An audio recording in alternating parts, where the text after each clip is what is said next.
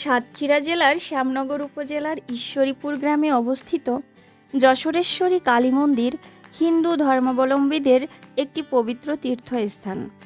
যশোরেশ্বরী শব্দের অর্থ যশোরের দেবী। সত্যযুগে দক্ষযজ্ঞের পর সতী মাতা দেহত্যাগের পর মহাদেব মৃতদেহ কাঁধে নিয়ে প্রলয় নৃত্য শুরু করেন। বিষ্ণুদেব তার সুদর্শন চক্র কর্তৃক সতীর দেহ ছেদন করেন। এতে সতী মাতার দেহ খণ্ডগুলো ভারতীয় উপমহাদেশের বিভিন্ন স্থানে ছড়িয়ে পড়ে। সতীমাতার দেহখণ্ড যে সকল স্থানে পতিত হয়েছে সেসব স্থানকে শক্তিপীঠ হিসেবে আখ্যায়িত করা হয়। যশোরেশ্বরী কালী মন্দির তেমনই একটি শক্তিপীঠ।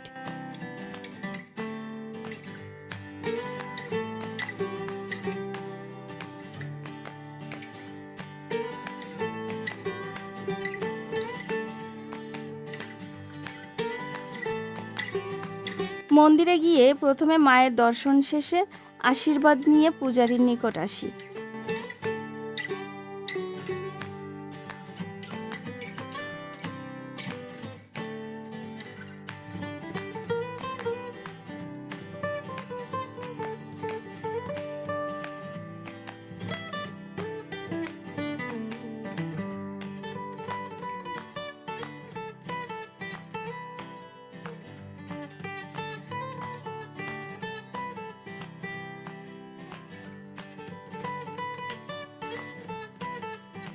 উনি আমাদের মন্দির সম্পর্কে অনেক কথা বলছিলেন।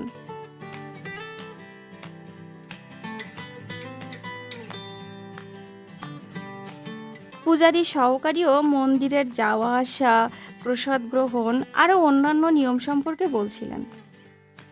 এখানে দূর দূরান্ত থেকে আসা দর্শনার্থীদের জন্য শনিবার ও মঙ্গলবার এই 2 দিন মায়ের পূজা উপলক্ষে সকলের জন্য প্রসাদের ব্যবস্থা থাকে।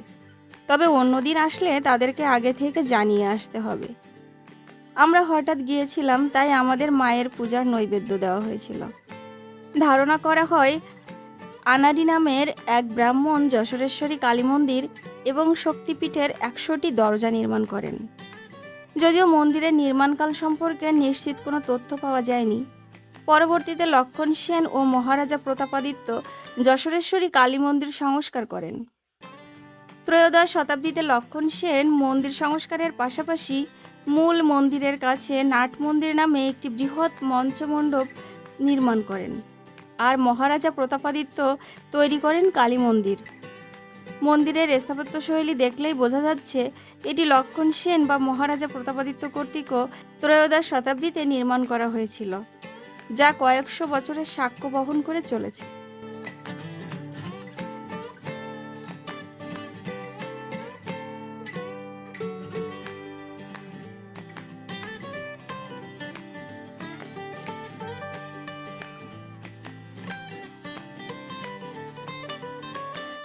এখানে মায়ের উদ্দেশ্যে বলিদানের জন্য আলাদা জায়গা রয়েছে।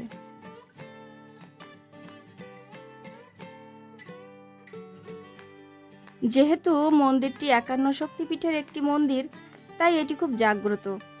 এখানে অনেক ভক্তবৃন্দ এসে নিজের মনস্কামনা পূর্ণ করার জন্য ঈশ্বরের নিকট মানত করে থাকেন। মানত করার পর একটি ভার গাছে বেঁধে রেখে যান। এটাকে ভাড়া দেওয়া বলে। মনস্কামনা পূর্ণ হলে ভক্তরা মন্দিরে এসে মায়ের পূজা করে এই ভাড়া খুলে দিয়ে যান। মন্দিরে যারা কাজ করেন তাদের কাছ থেকে আমরা এগুলো জানতে পারি।